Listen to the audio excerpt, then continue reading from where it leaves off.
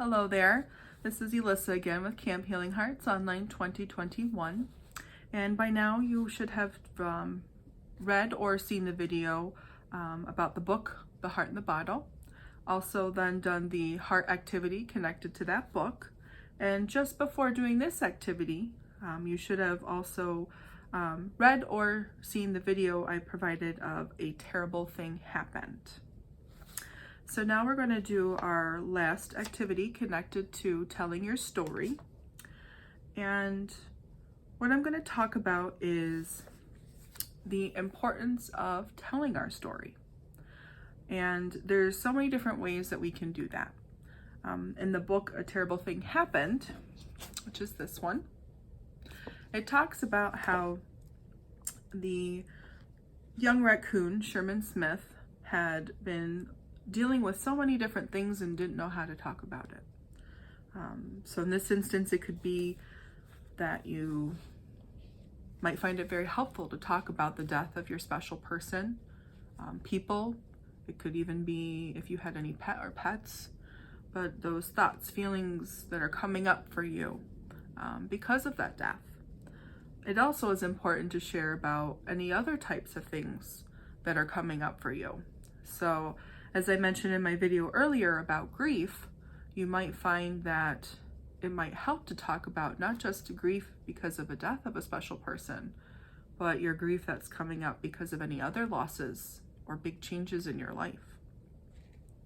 So in the book, it talked about how Sherman ended up talking with Miss Maple, and they worked together to try and figure out what he was going through and feeling. So some of you might already have a helping adult you're working with that you feel you can talk to, and hopefully that can be someone you can go ahead and do this activity with. Or maybe you want to do this by yourself, or you might want to go ahead and just do this with your parent and or guardians that you have. And there's no right or wrong way to do this. So what I want you to think about is telling your story. You know, what it is, who the person was or the people were, how you were connected to them, how important they were to you, things you might have done together, things you liked about the person. And in the journal we provided you, which would be in your toolkit, there's a little journal and there's a little sentence for each day. And we call those prompts. And what that means is this is something to help you think about, to what we call trigger a thought about things to write that are connected to about yourself, but also the person and or people that have died. So that's a good thing that can help with telling your story, especially if you don't want to talk about it. So telling your story doesn't mean you have to just say it. Talking can be very helpful, but you don't have to just tell your story by talking. There's many different ways you can do it. Some people find that they can draw. Drawing a picture can be very helpful. And that's what Sherman did in that book. Some people find making up a story might be helpful. Instead of telling their own, maybe making up a story, making up characters, living the same type of thing you've gone through. That might be helpful. Some people might write lyrics to a song or make a whole song about their experience or what they're thinking or feeling. Some people also might make up a dance. Some people might use arts and crafts as a way to tell their story and show it. So again, there is no right or wrong way to share your story. Whatever way works for you is what's important. So I also provided a couple of sheets for you. So you go back into the guide I gave you. There's the second part, which is telling your story. And in there, after the activity for the heart jar, there is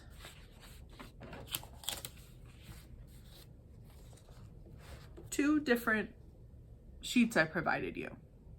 So this is up to you. Depending on how old you are, it might be easier to do what we call the lifesavers one, which for this, you are going to trace your hand on the sheet, take a pen, pencil, anything to trace your hand. And then what I want you to do is, after you've done that, for each of your fingers and thumb in that space, to write down the name of what we call a lifesaver. And for this activity, what that means is someone you can talk to about anything. Someone who is like Miss Maple in the book we read about. So if there's anyone you can think of, it can be a helping adult, parent or guardian, it can be somebody at school, it can be older friends, it could even be your friends around your own age and younger. People that you find you are able to go to and talk to, that you trust, that you're comfortable with, that you feel safe with. And that's what this is. And the reason I like doing this is sometimes we remember things, but seeing it can be so much more helpful. Some people find having this around can be good to go to when they're having a hard time and say, you know what? Let me go back to my lifesavers. Who can I go to? Who can I talk to? And this can be very helpful.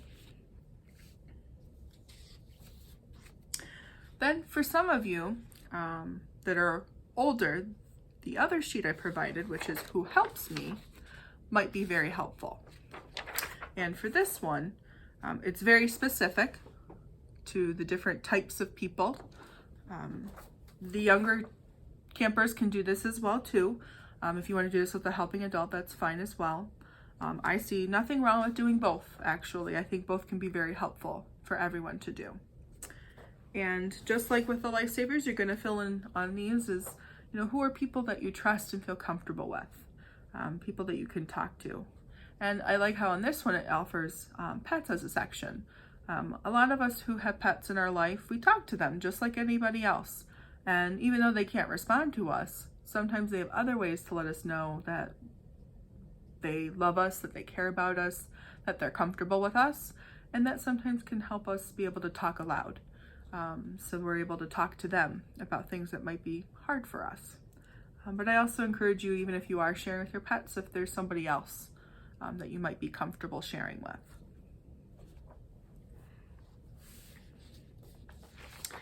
So as I said, you could do one or both of those. There's no right or wrong way to do that one. And then after that, I want you to look around where you are in your home. It can be something that you have in the house, or maybe you need to take some time and think about it, but to look for an item that might remind you of your special person, or special people, and or pet and pets. And I want you to, after you've picked this, think about why you picked it. What is it about this item that reminds you about this person, people, and or pet and pets? Talk about it with somebody that you are comfortable with, someone who's special, someone that you trust. Also, feel free to talk about the death with them. What was that like for you? How was that to do? How was that to go through? Things that you might have been feeling then, things you might be feeling now. And again, as I said before, there's no right or wrong way to do this. Just like it's no right or wrong way to feel how you feel about the death. If you're able to, write or draw a picture instead, if it's too hard to talk about. Just like I said before with, writing a song, doing a dance, anything that might be able to help you, because this is a safe place for you to do that. And as I said before, the journals are a great tool to utilize for yourself to help you be able to go through. There are some blank pages at the end, so you can feel free to use those too to write anything else you want to.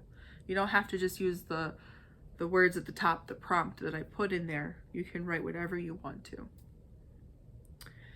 So some of you might have done camp either in person and or last year. A thing that's different this year is maybe you were able to join us virtually or will join us virtually.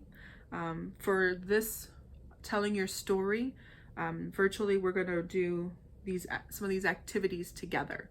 So being able to share an item with everyone else about that special person, people.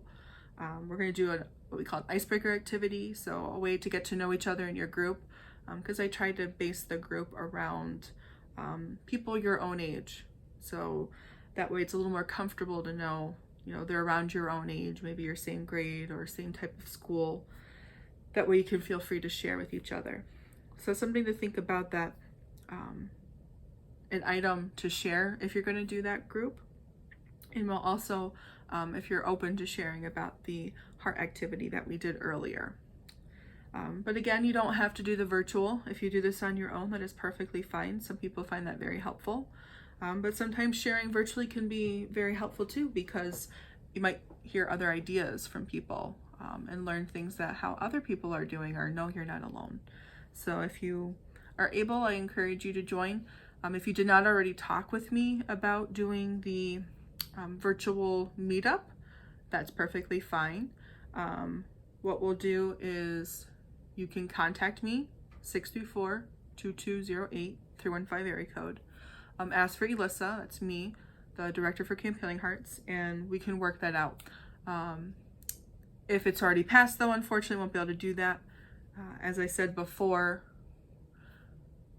this camp for 2021 online is broken by week. So telling your story is for the first week of August, and then the end of the week is when I'm planning to do all of these. So hopefully you've done the activities up to now, or you waited, because we're going to be doing the activities I just discussed together in the virtual format.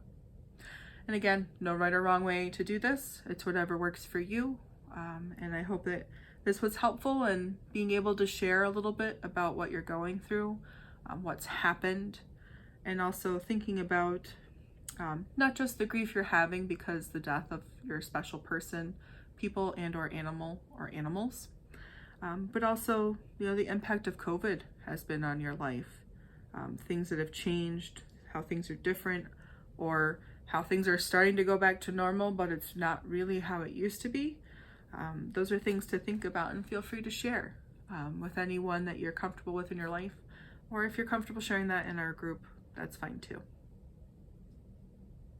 And this is the end of our telling your story.